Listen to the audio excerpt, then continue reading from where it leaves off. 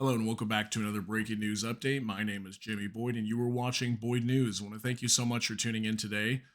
I have some breaking news coming out for you, but before we get into that, I just want to apologize for my voice if my voice is breaking or anything like that when I'm talking.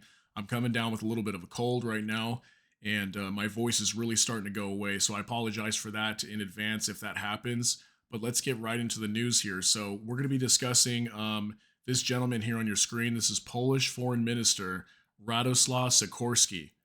Okay, so he's from Poland and he's the foreign minister, and he's coming out recently in a conference as of today. And he basically stated here during this conference, this was a conference commemorating Poland's 25th anniversary of joining the NATO alliance. And during this event, he basically told everybody there that NATO soldiers are already present in Ukraine. Okay, so this is really big news because now we've got another major country here coming out. We've had the UK, France, and now Poland coming out and stating that there are NATO troops on the ground in Ukraine already fighting against the Russians. Okay, so we had France come out the other day. Emmanuel Macron said that they were not willing to rule out sending troops to Ukraine. We had the German military leak as well. There was two high-level officers that were having a discussion. This call got intercepted by the Russians, and they were basically stating that there were troops on the ground in Ukraine, UK troops on the ground in Ukraine, firing Storm Shadow missiles at the Russians, and also they had plans to send German troops into Ukraine to fire Taurus missiles at Russian targets like the Kerch Bridge and Crimea and things like that.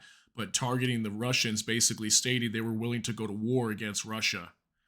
Okay, so lots of big leaks coming out here, lots of proof that there's already troops on the ground in Ukraine. And I think they're trying to build this narrative here to make it a normalization to have NATO soldiers present in Ukraine fighting against Russia. So I think that's what we're coming to next here because Ukraine is really falling apart here. They're not getting the support they need.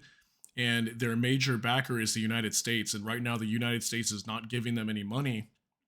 And we know that Europe cannot fully fund this war without the United States. The United States is able to print up money, through the Federal Reserve and send that money over to them, even if they don't have it. So they're the only country that can really uh, utilize economic power to fund Ukraine in this war. Okay.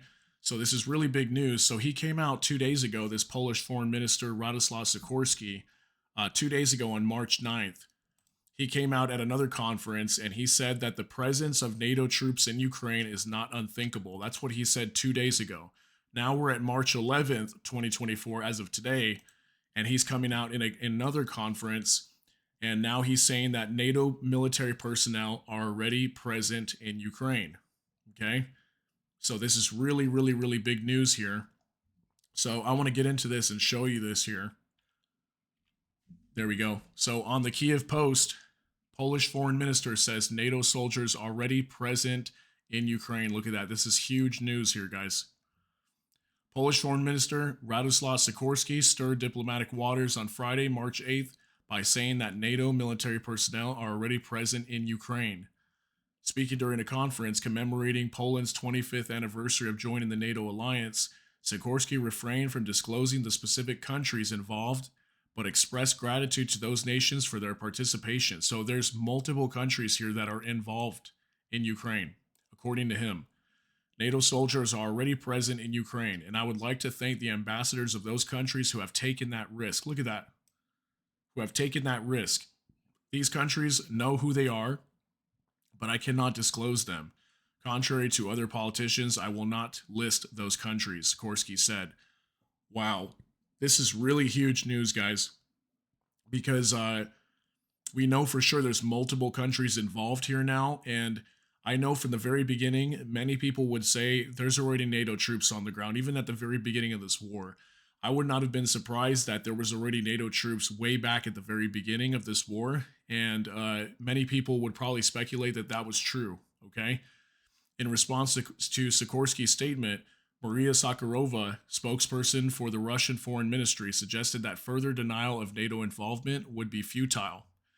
The statement comes amidst growing discussions following French President Emmanuel Macron's recent remarks regarding the potential deployment of Western troops in Ukraine. Speaking at a conference in Paris on February 26th, he did not rule out the possibility of sending NATO troops to Ukraine, stirring controversy with the Western diplomatic sphere. So that's about President Emmanuel Macron that I was telling you about. So he made multiple very fiery statements saying things like, we will not rule out any possibility of sending troops to Ukraine, and we will do whatever it takes to support Kiev, to support Ukraine, and that includes boots on the ground. Currently, there is no consensus on sending troops, but in this matter, nothing should be ruled out in the future, Macron said at a conference in Paris.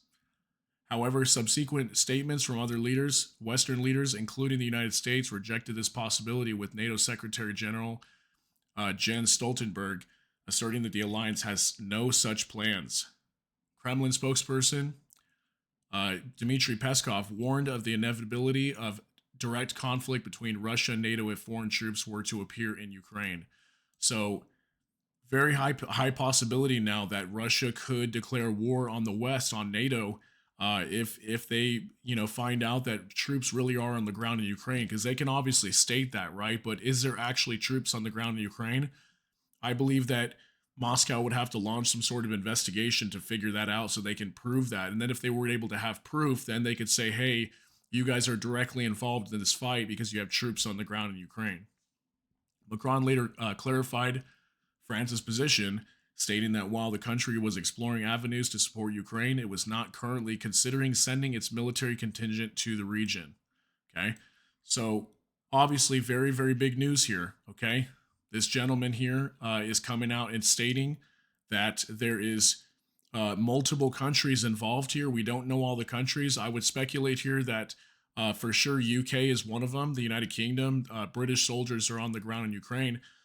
But as far as that, we don't have any other information if other countries could be involved. Maybe France is involved here. They have been coming out a lot and talking about that.